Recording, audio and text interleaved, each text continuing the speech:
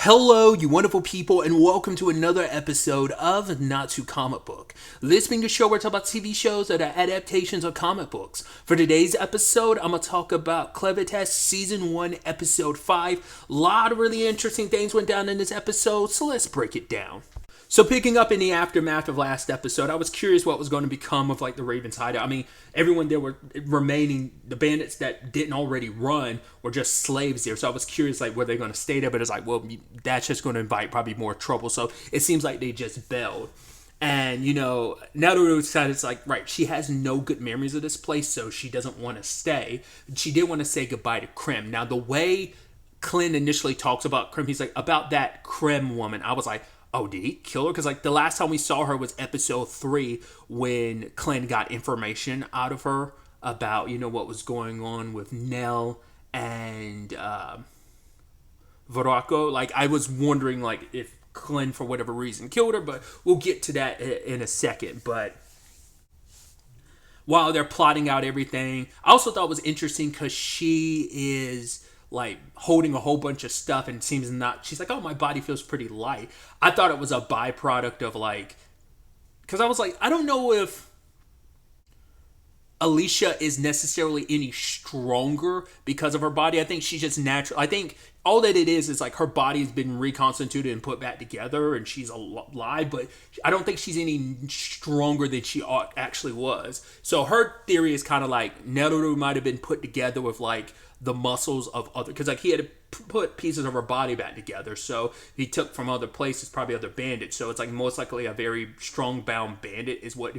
So it's not like him resurrecting her made her super strong. She just probably has like body parts that naturally she's been Frankenstein together, even more so than Alicia, because Alicia was stitched together by her own body pieces, like, you know, or at least like her leg, because I think her leg was the only thing that was cut off, other than like her, you know, left eye getting damaged like it was. But I think in Neluru's case, she got pieced together with other people's body parts. So I think that's why like her body is so drastically different and stuff like that. But either way, also poor Alicia getting Stream Splitter taken from her, because first and foremost, and I appreciate Clint's standpoint of we can't have you just toting this sword around. Because even if she like wraps it up, what she tried to do to kind of hide it from Clint, I love that she's like, oh, I guess because she feels so naked without a blade, she's like, no, my sword. She had that exact same reaction when she woke up after like dying again, so that he could, you know, help bring Nell back to life. But for her to immediately wake up, oh my god, my sword. Okay, good. She's like, I guess as a warrior, she feels naked without one. So when Nellaru is like, oh yeah, like Krim told me like Veraco like kept one in his desk, and she's like, what? And she immediately runs off. I'm like, she's such a weirdo. But yeah, he's keeping the sword hidden because it's like, right, that type of sword, a regalia, is going to draw way too much attention. But I mean, because also she can't do anything with it because Clint would stop her from doing anything. It's not that, but it's more so like, he's like, you're lucky I'm not throwing it away, because it's like, it's going to be necessary. So she does have a regular sword, so it's going to be like her in case of emergency break glass situation of bringing out the regalia. Because it's like, yeah, the last thing you want is that's going to draw a whole bunch of unnecessary attention, you know. So I mean, that's what got Veraco and the bandits' attention when they saw like all the Arcana site that they had, that, you know, and knowing about like her being a hero, and it's like, where's your regalia, where's the regalias of the other like heroes? So it's like, yeah, it draws unnecessary attention. But immediately they get attacked by a guy named Guard, and I thought was interesting, he's like super fast and super strong. Initially I was like, well, we find out it seems like he was mainly here going after Veraco because he heard about Veraco, someone having control of a dark beast. But he found the dead body of the troll, but then he finds Clen, kind of assuming he's Veraco because he just knows the description of, oh, it's a small guy. But Alicia went up against him. And I think it's so interesting in retrospect now, knowing like the truth about Gart being a dark beast. It makes so much sense about his fighting style. Like his kicks are super strong, but also like even just like barely dodging him, your face get like Alicia's face got cut. Like there's a lot of power and weight to it, but it's also because he's essentially a griffin, and it's like, oh, like his talons are basically his feet. So when he's kicking you, he's kind of kicking you with his feet, and so that's why you're like, I mean, I'm sure it's just kind of like, oh, the wind speed from him kicking is so powerful. It's like slicing the air, you know? But I'm sure you could also think of it like that, too, because there's a part where, like, he holds his hands out like he's clawing the air, and then he, like, flings his hands forward, and it's like a wind burst, and it's like, well, those essentially his wings. So I was like, oh, it's kind of interesting when you piece that together. But Alicia does this technique where her eyes go white, and she strikes. But in the way Clint's like, oh, did you basically shut off every part of your brain except for the intent to kill? And so it makes her focus entirely on that and blacks out everything else. I was like, interesting. But luckily Clint stopped it because he's like, oh, if I didn't, this Gart would have ripped your body apart. But he reveals like, yo, this guy, he's got some kind of magic illusion around him. But he's definitely a dark beast. I can't tell what type he is, but I can tell he's got like talons and claw and wings. But it's like he's like the only person I can think of or being that can do that with illusions was it Zartel, the Zaftel? I'm butchering the name, but it's the Lord of the West. Which I was like, interesting. Which we get a glimpse of them. Seems like it's her. What's also interesting is apparently her and Clevatess have beef, which is right, interesting. Because even Alicia's like, right, he did make a point. It's not just the humanoids he don't want to know that he's not in his territory. He doesn't want the other Lord of the Dark Beast to know either. So I'm wondering, like, well, how does he feel about North and Easton? If him and West have beef, like, what about him? Because he's the one from the South, but it's like, what about North and East? Like, how do they feel about you? Isn't he the Southeast? Yeah, I'm pretty sure he's the Southeast. I can't remember. It's been a little while. So I wonder what that beef stems from. Because it's interesting because Zaftir is worshipped by, I always butcher the name as like, Orgites, I'll call it. I'm probably going to always butcher that, but you know, that kind of the ogre-esque humanoids. Apparently, she's like worshipped as a god to them, and she has a pretty good relationship with them. That's why even Alicia's like, that's why like they've never gone to the West because you need like the Orgites accepted. That's why they went to the South, because like Clevatess is on his own. It's interesting too because even Alicia brings up like her father was killed by God, what was his name again? Drell. He's like a high-ranking general of Boelate, and even Clen's like, you went after Clevatess instead of the person that killed your father. She's like, it's my father's final wish, which I'm wondering what that was about because we still don't have clarity. I mean, I kind of like. I don't think we had the intro of the first episode, but yeah, it's like by the second episode when you have the opening, you see that the person who killed her dad was Drell, and it seemed like he has a regalia in the opening, so it wouldn't be too surprising because those are just like out and about. It wasn't just like, oh, the heroes are the only ones that have it. It's like, no, they're out and about. They're just like powerful people end up having those weapons. But either way. So I'm wondering what that was about. I was like, not unless they had one and he came there to steal it. Like, why would you kill him? And what would, you know, because we know Alicia had her dream of like, you know, killing the dark lords of the dark beast so that humanoids can spread out and kind of expand more of the world and see more out there that is beyond those, what the humanoids know of the continent.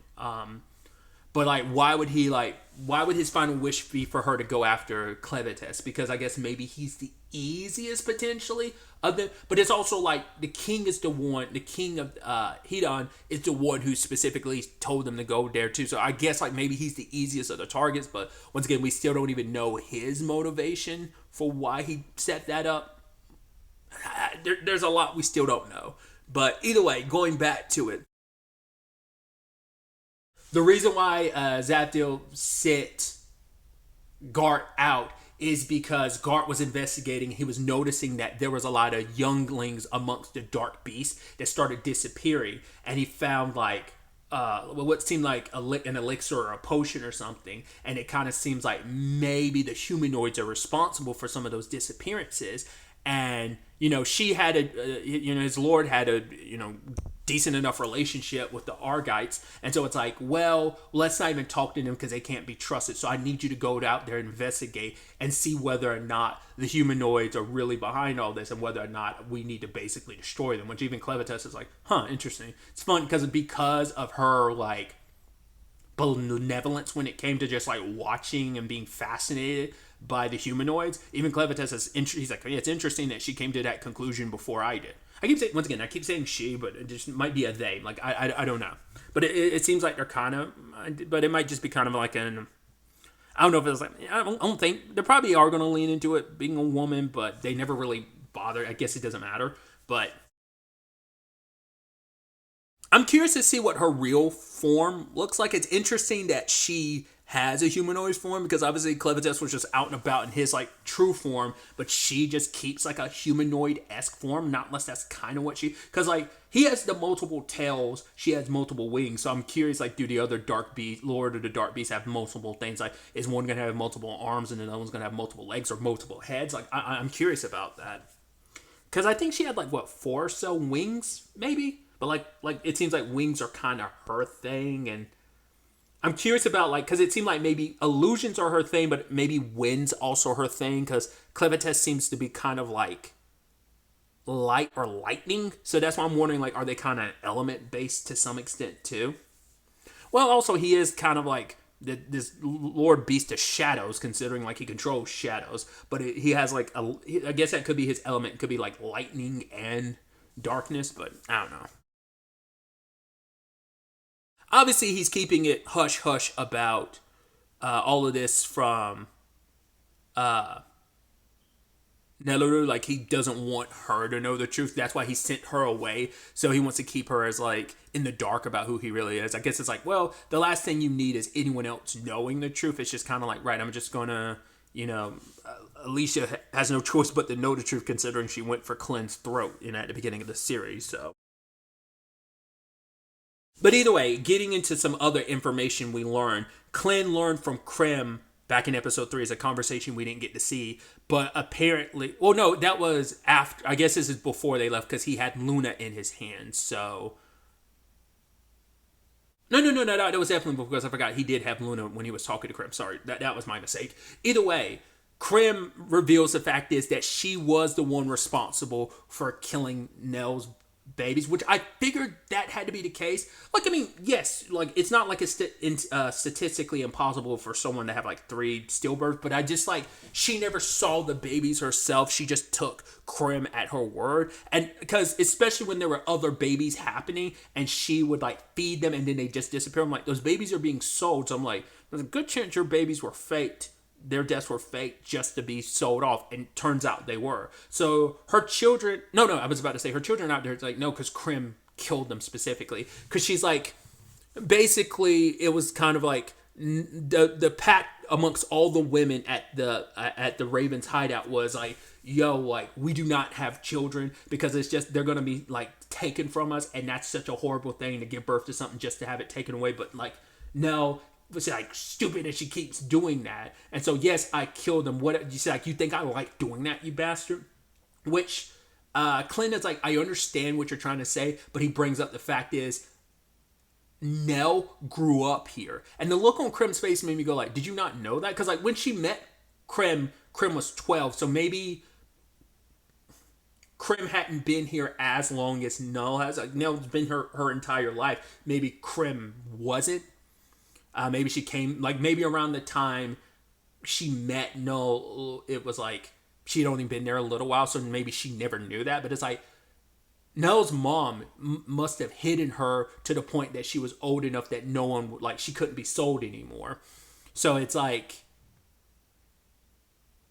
it kind of showcasing like, you kill these babies, but like obviously none of you tried. You could have tried to hide the children, because see what this one mother did for her child, and the fact is none of you had the strength or concern enough to do that. Kind of like you were, looking out for yourself in that capacity rather than trying to help out now. So I think she does. I think the guilt does eat her out of her, but it's like they're doing what they can to survive because she's like, no man was going to protect us in those situations. So, and I think because of how important Krim was, she was kind of like the only lifeline that Nell kind of had here because she's like, oh, you're the person that looks after me and stuff. So it seemed like he was going to tell her, but I doubt he ever will tell her the truth. The thing is, I'm curious, would they ever cross paths with her again, Krim?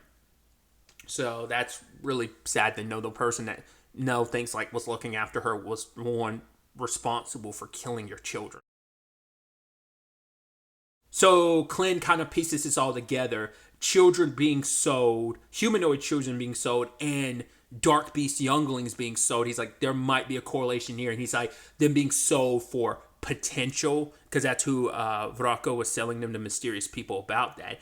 And Alicia kind of adds to it, saying like, basically recently on the battlefield, there's been the introduction of wizards. And anyone who has the most wizards are able to play their wizard card first and foremost ends up kind of devastated because they become the new form of the battlefield. Because that's even something Drell said to her father, Alicia's father, after he killed him. Basically, like the age, kind of the age of just the sword alone is gone. It's like now we're entering the age of swords and magic. So I wonder, is it something her father had that might be a piece to the puzzle and all? Like, once again, maybe he had a regalia and that was stolen, or maybe it's like he had something that was magic related that Drell decided to take. Because once again, we don't, she's obviously of the Dun tribe, but we don't know which one she belongs to. Like maybe she was part of the Estlin, because there's the Boelate and then there's the Estlins, the two warring tribes of the larger tribe that are the Dun. So I'm curious about that because we never really fully explored her background at all. I wouldn't do that to a fellow Boelate, so I'd assume he'd do that to an Island. And I'm curious, like, I don't think they ever went into how long that beef has been going on between, because, like, I mean, I'm sure the other tribes have their, like, internal issues, but, like, this seems to be the most prominent one amongst the humanoids. We have Drell making his way to, because I guess that's still about a Hedon, the like gate they're trying to infiltrate, because they're still like wiping out Aisling people, and they're kind of being backed into a corner because they're the kind of head commander here that we met this episode is Rod, and was it Miguel or Mikhail was their right hand person, which both of them apparently have regalias because they realize that Drell is after the furnace, because it's like, right, there's obviously a lot of benefits to being able to make regalias, but obviously with like a lot of the royal bloodline dead, there's no being able to kind of utilize it like that. But they're also like going to research it because there's secrets hidden in the furnace that could help them further their own magical research, which could change the tide of war even more so into their favor.